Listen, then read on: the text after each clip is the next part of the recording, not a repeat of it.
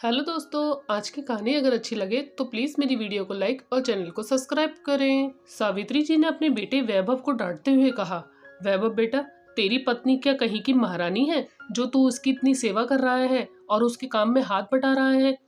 अपनी सास की कड़क आवाज सुनकर बहू छवि बिस्तर से उठकर खड़ी हो गई। माँ गुस्से में बोली, देख बेटा, ऑफिस छोड़कर घर पर बैठकर बहू की गुलामी करना अच्छी बात नहीं है। अरे, तेरी पत्नी के हाथ में थोड़ी सी चोट लगी है, इसे कोई गंभीर चोट तो है नहीं जो तू ऑफिस से छुट्टी लेकर इसकी सेवा कर रहा है। वैभव खामोश रहा। उसने अपनी माँ को कोई जवाब नहीं दिया क्योंकि उसने बचपन से ही देखा था कि उसके बाबूजी हमेशा उसकी माँ से लड़ा करते थे। इसलिए उसने सोचा था कि वह अपनी माँ से कभी ऊंची आवाज में बात नहीं करेगा और ना ही कभी उनसे ऐसी बात करेगा जो उन्हें बुरा लगे।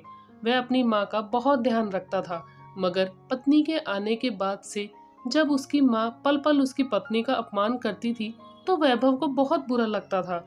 जब भी वह विनम्रता से अपनी माँ को समझाने की कोशिश करता था तो उसकी माँ तुरंत उसे जोरू का गुलाम कह देती थी। माँ की बात सुनकर वह खामोश रह जाता था, पलटकर उन्हें कुछ नहीं बोलता था। उसकी पत्नी छवि तो वैसे भी बहुत सीधी लड़की थी और वह भी अपनी सास की खूब सेवा करती थी क्योंकि उसने भी अपने मायके में देखा था कि उसकी दादी उसकी माँ के साथ अच्छा व्यवहार नहीं करती थी। उसकी माँ ने जब अपने बेटे की शादी किया था तो वह अपनी बहू के साथ बहुत अच्छा व्यवहार करती थी। तब छवि ने भी सोचा था कि जब उसकी शादी होगी तो वह भी अपनी सास की सेवा करके उनके दिल में एक अलग जगह बनाएगी और उसकी सास उसे बहुत सारा प्यार करेगी। लेकिन पता नहीं क्यों शादी के बाद पहले दिन से ही उसकी सास उसे डांटने में ही लगी रहती थी। छवि सोचती थी कि धीरे धीरे मैं अपने व्यवहार से सासू माँ का दिल जीत लूंगी, लेकिन अभी तक ऐसा कुछ नहीं हुआ था। वैभव सोचता था कि छवि तो मम्मी का कितना ख्याल रखती है, फिर भी माँ उसके साथ अच्छा व्यवहार नहीं करती। सावित्री जी गुस्से में बोली, बहू, आराम करने का नाटक छोड़ो और शाम को खाना तुम ही बनाओगी। और वैभव, तुम भी ऑफिस जाओ, बहुत बहू की सेवा कर ली। माँ की ऐसी बात सुनकर वैभव से रहा नहीं गया। वह बोला, माँ, मैंने ऑफिस से छुट्टी ले ली है।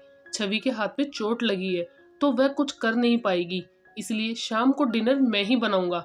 उसे आराम करने दो, डॉक्टर ने उसे भारी काम करने के लिए मना किया है। बेटी की बात सुनकर उसकी माँ गुस्से में बोली, हाँ, तू तो है ही जोरू का गुलाम, तू तो यही कहेगा। वैभव गुस्से में भड़क उठा। आज वह खुद को रोक नहीं पाया। उसने कहा, माँ, ये क्या तुम हर वक्त मुझे जोरू का गुलाम कहती रहती हो? क्या पत्नी का ध्यान रखना उसका गुलाम होना होता है? अगर ऐसी बात है तो ठीक है, आज से मैं स्वीकार करता हूँ कि मैं अपनी पत्नी का गुलाम हूँ। पिताजी कभी तुम्हारे अच्छे पति नहीं बन पाए। तुम्हारे हिसाब से तो वो वैसे ही अच्छे थे क्योंकि वे जोरू के गुलाम नहीं थे।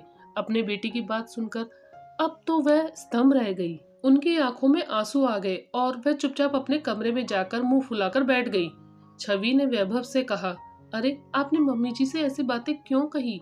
आपको उनसे ये सब नहीं कहना चाहिए था। उन्हें कितना बुरा लगा होगा।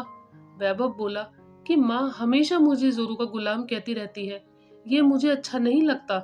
जब मैं अपनी पत्नी के लिए कुछ कर रहा हूँ तो उन्हें ये क्यों नहीं समझ में आता कि एक पति को भी अपनी पत्नी का ध्यान रखना चाहिए। वैभव की बात सुनकर छवि की आंखों में आंसू आ गए। छवि आज सुबह रसोई में काम कर रही थी, तभी अचानक से उसे चक्कर आ गया और वह फर्श में गिर पड़ी, जिसके कारण उसके हाथ में चोट लग गई थी। वैभव उस समय ऑफिस जाने के लिए तैयार हो रहा था। रसोई में अपनी पत्नी के गिरने की आवाज सुनकर वह भागता हुआ रसोई में आया और वह तुरंत ही उसे लेकर हॉस्पिटल चला गया। घर आने के बाद उसने अपने ऑफिस में फोन करके छुट्टी के लिए बात की और घर का सारा काम भी आज उसने ही किया था। तभी छवि की सास उसके कमरे में आ गई और बेटे बहू को साथ में बतियाते देखकर वह गुस्से में भड़क उठी। सावित्री जी अपने कमरे में आकर बैठकर रोने लगी और सोचने लगी कि शादी के बाद वैभव कितना बदल गया। पहले तो वह मेरा कितना ख्याल रखता था। जब मेरे पति का देहांत हुआ था तब मुझे खालीपन तो लगा था, लेकिन अब इधर वैभव भी बड़ा हो चुका था और जॉब करने लगा था तो वह भी मेरा ध्यान रखने लगा था और अब मुझे खुलकर जीवन जीने की आज़ादी मिली थी। अब वैभव के कहने पर मैं अपनी सहेलियों के साथ मंदिर भी जाती थी, कभी शॉपिंग पर भी जाती थी। कभी वैभव मुझे दुनिया की हर खुशी देना चाहता था। फिर जब वैभव की शादी हुई तो मुझे लगने लगा कि कहीं बहू के आने के बाद बेटा बदल ना जाए। जब वैभव अपनी पत्नी का ध्यान रखता था, उसके साथ प्यार से हंसता बोलता था, तो मैं सोचने लगती थी कि वैभव जोरू का गुलाम बन गया है, इसलिए मैं हमेशा बहू से खिंची खिंची सी रहती थी। ये सब सोचकर उनकी आंखों में आंसू थे, लेकिन जब मैंने ठंडे दिमाग से सोचा तो मुझे लगा कि वैभव ने तो हमेशा मेरे प्रति अपने सारे फर्ज निभाए।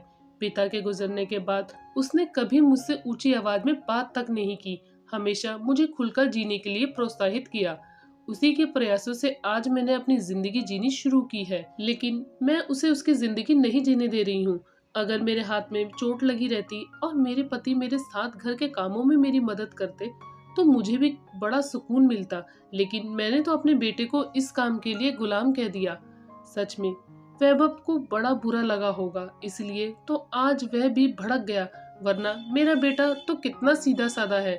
और फिर वह छवि के बारे में सोचने लगी कि मैं तो पहले दिन से ही उसे ताने मारती रही, हमेशा उसके कामों में कमियां निकालती रही, लेकिन फिर भी वह मम्मी जी कहकर मेरे आगे पीछे घूमती रहती है। उन्हें याद आने लगा कि पिछले महीने एक बार जब मैं बीमार पड़ गई थी और मुझे बहुत कमजोरी हो गई थी, जिसके कारण मैं बिस्तर से उठ भी नहीं पा रही थी, तब छवि ने ही मेरी सेवा की थी। और आज मैं बेटे पर चिल्ला रही थी, मेरा बेटा कितना अच्छा है, मेरा कितना ख्याल रखता है। आज वही बेटा अपनी पत्नी के लिए कुछ कर रहा है तो मैंने उसे जोरू का गुलाम कह दिया। ये मैंने उसके साथ अच्छा नहीं किया, ये गलत है। ये सोचकर उनकी आंखों में पश्चाताप के आंसू आ गए। फिर उन्होंने वैभव से कहा, बेटा मुझे माफ कर देना, आगे से मैं ऐसी गलती कभी नहीं करूंगी। फिर उन्होंने अपनी बहू को भी गले से लगा लिया। उन्हें अपनी गलती का एहसास हो गया था।